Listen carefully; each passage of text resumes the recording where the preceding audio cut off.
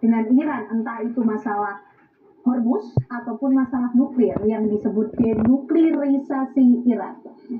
Katanya kan didukung sekutunya ya, permintaan sekutunya ya. Tolong dilihat, kira-kira benar nggak pernyataan seperti itu?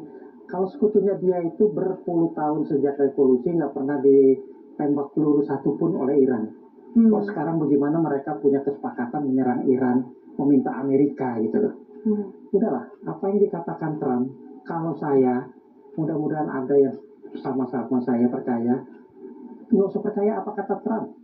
Dan sekarang gini, tadi kembali sedikit ke yang tadi, kalau boleh Mbak Ken, yang namanya konsolidasi gencatan senjata itu lebih berat dia masalahnya, Trump maksudnya. Karena dia konsolidasi itu bukan berarti mengkonsolidasikan kekuatan militernya loh, tapi mengkonsolidasikan kekuatan politiknya dia, Republik di Washington.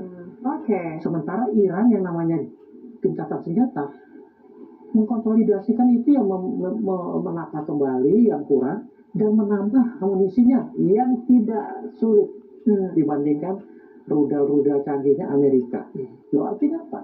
Ketika dia masih dalam kondisi amunisi yang sama, kalau dia memulai perang lagi akan semakin parah buat Amerika karena semakin berkurang stoknya. Tapi di dalam negeri itu semakin berkurang kepercayaan kepada dia. Sementara Iran rakyatnya tetap di belakang pemerintahnya. Dan tetap sepakat dengan diserang kita balas. Masuk pasukan darat, rakyat Iran siap maju kan gitu. Konsep mereka. Tapi seberapa besar sih Pak Dian kepercayaan Trump terhadap Arab Saudi yang dalam beberapa waktu terakhir ini nampaknya cukup dekat nih Pak, cukup kompak begitu ketika bicara serangan terhadap Iran? Saudi adalah mitra paling utama Amerika di kawasan Teluk karena dia produsen migas paling besar di situ yang selama ini juga ikut membantu menyuplai buat Amerika. Karena Saudi itu kalau tidak salah 10 juta tuh. Sekarang Amerika lebih banyak produksinya, tapi tetap membantu. Secara militer, konsumen senjata Amerika paling besar adalah Arab Saudi dan Israel. Dua negara itu. Secara tujuan dia menguasai minyak, Arab Saudi itu mitra utama karena kilang-kilang minyak terbesar itu ada di Arab Saudi. Makanya ketika Iran mampu menyerang kilang Aramco punya Saudi, Amerika yang mulai panik karena semakin turun produksinya, semakin juga ekonominya susah. Buat saya melihatnya seperti itu. Tapi kalau dilihat apakah Saudi yang meminta, saya kira ya Saudi juga kalau ditanya rakyatnya, rakyat Timur Tengah, negara-negara Teluk itu, sudah tidak ada yang mau perang. Mereka Dubai, coba bayangkan berapa banyak ekspatriat yang meninggalkan, padahal hidupnya mereka Dubai itu dari ekspatriat, bisnis dengan asing. Loh, apa mau meminta untuk menggempur? Buat saya kenapa Saudi? Karena Saudi lah yang saat ini masih menjadi andalannya Amerika. Karena memang erat, dia konsumen alat perang, dia penyuplai minyak juga tetap ke Amerika, dan dia memang konsep perjanjiannya itu Amerika menjadi payung keamanan dan pertahanan negara-negara itu. Tapi negara lain simpel, kita negara kecil, buat apa ikut-ikutan gitu loh. Karuan kita tenang-tenang, yang perang silakan perang. Mudah-mudahan kita nggak diajak-ajak. Jadi tidak lain tidak bukan kedekatannya ini lagi-lagi karena kepentingan alasan ekonomi, Pak Dian? Iyalah, apalagi sih. Maaf dengan segala hormat buat umat muslim tidak ada kaitan, tapi Arab Saudi tidak ada minyak dan Mekah, selesai itu negara. Kalau Iran tidak ada minyak, dia masih punya baja, petrokimia, masih punya banyak hal yang Iran bisa hidup kalau minyaknya, katakan sekarang ada di blokade hidup kok. Ya, betul. Ya kan? Loh, apa yang harus dikhawatirkan? Kemampuan teknologi dia, kedokterannya. Sekarang lihat, rumah sakit kanker mungkin terbesar di dunia baru dibuka di Iran. Artinya apa? Tidak ada, dengan perang saja ilmu pengetahuan dan teknologi itu berkembang. seperti teknologi militernya. Betul. Apalagi tidak ada perang. Buat saya, coba aneh ya kalau pikir, Saudi dan Iran pernah putus hubungan diplomatik gara-gara masalah pemimpin Syiah di Saudi yang digantung itu dibalas dengan dibakarnya kedutaan. Yang mendamaikan setengah mati negara Islam, bukan Cina. Sekarang dengan mudahnya Saudi bilang Amerika serang Iran. Kira-kira masuk akal nggak tuh? Kalau sebelum ada dia, nggak dulu semua ada Trump itu, bener kan kayak gitu. Oke, menarik nih kalau kita lihat bagaimana sejarahnya ke belakang. Tapi Pak Surya, kalau melihat bagaimana kekuatan militer, lagi-lagi apalagi Trump tadi selalu dengan gayanya yang begitu percaya diri bilang, sebetulnya kita sudah siap melakukan serangan besar-besaran yang katanya bahkan bisa memporak-porandakan Iran. Betulkah demikian, Pak? Masih punya kekuatan itu?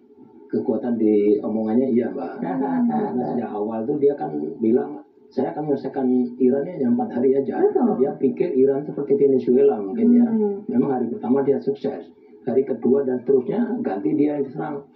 Nah, nyerangnya ini kan karena Amerika itu forward defense itu. Dia menghadirkan 2 kapal selam, kapal Indo, kemudian 3 kapal Indo.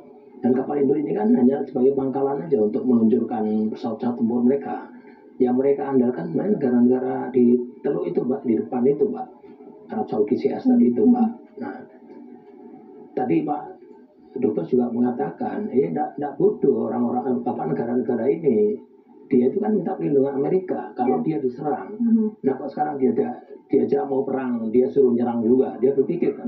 Dan kenyataannya sekarang kalau kita lihat Arab Saudi, memang dia juga bereaksi untuk membantu Amerika. Tapi dia bagian yang kecil, Pak.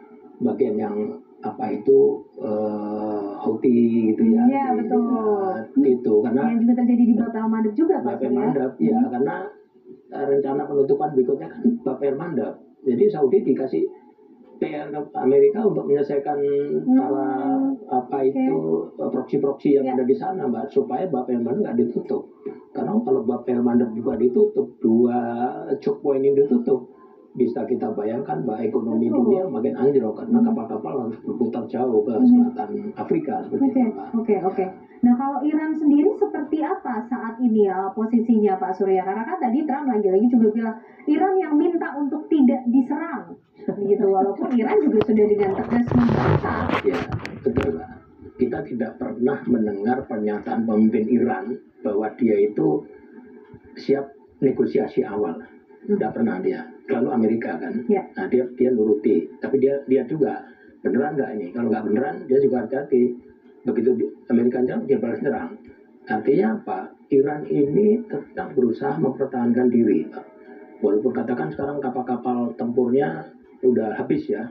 Tapi ingat dia masih punya kapal-kapal swarmboat itu yang kecil-kecil gitu. Dia sembunyi di dalam karang-karang yang setiap saat dia akan nyerang ratusan itu langsung.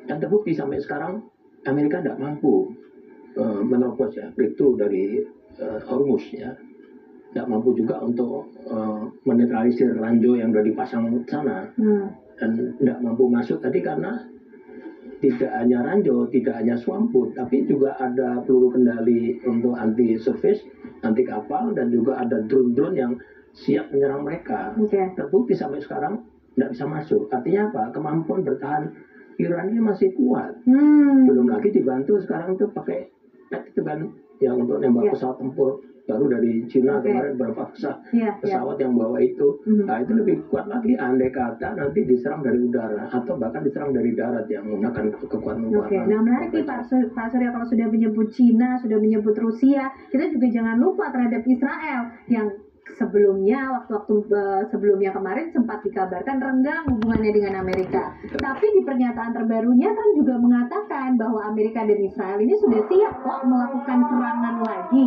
Apakah kemarin pertemuan di Gedung Putih itu ada hasilnya, dan inikah hasilnya? Ya,